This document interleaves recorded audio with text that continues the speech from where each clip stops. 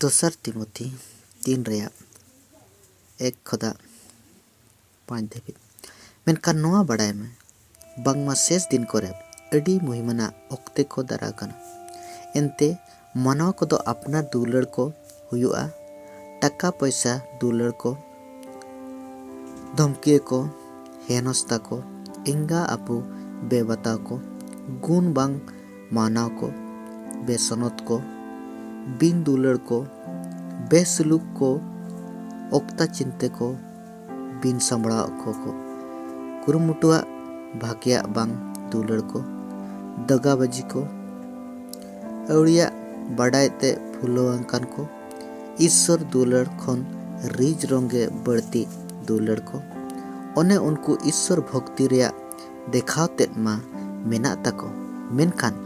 ओना रिया दाड़े को बांकान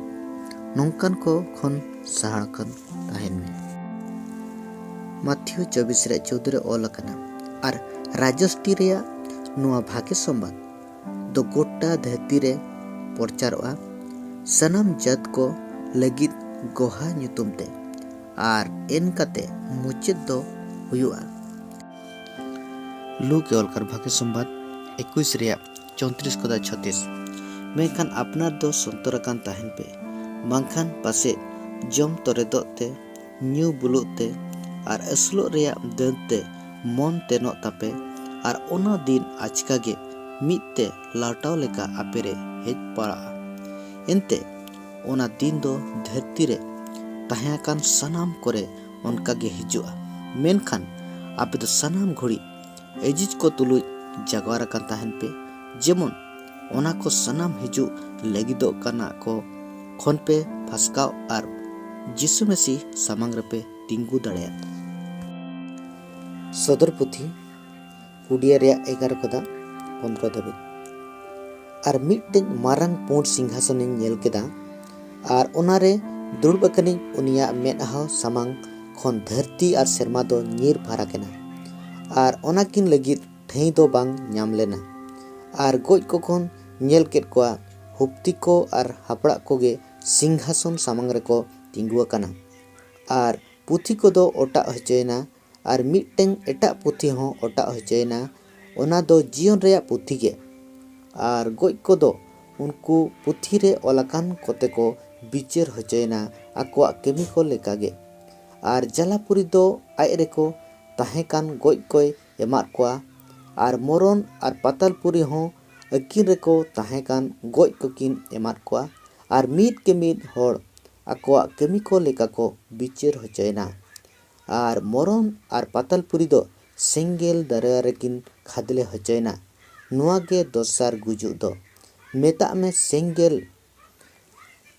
दरियागे और जहांगे ओना जीवन रे पुथी रे ओलाकान बाय नाम लेना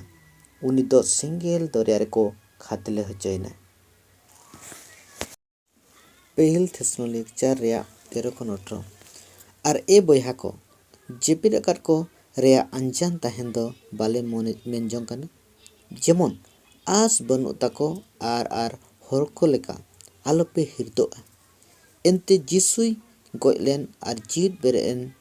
बन पेतियो कान खान एंडे खान उनका लेकागे ईश्वर दो जेपिर आकार को हो जिसु होतेते उनुतुली अगु कोआय एनते नोआ दो प्रभुआ कथा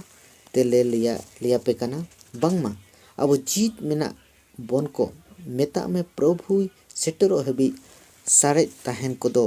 जेपिर आकार को खन ओका लेकाते हो बाबोला चिदा जे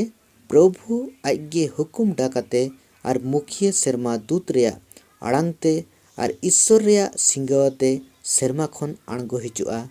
और मसी रे गोज कोगे पहिल ते दो को जीत बेरेदोआ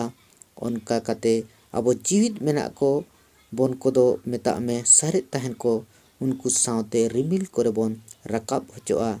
होयरे प्रभु दरा में लगित और इनकेते दो जाओगे प्रभु तुलुई बो ताहेना अदो नुआ कथाते जीवी राड़े पे ओना इयते ए दुलड़िया को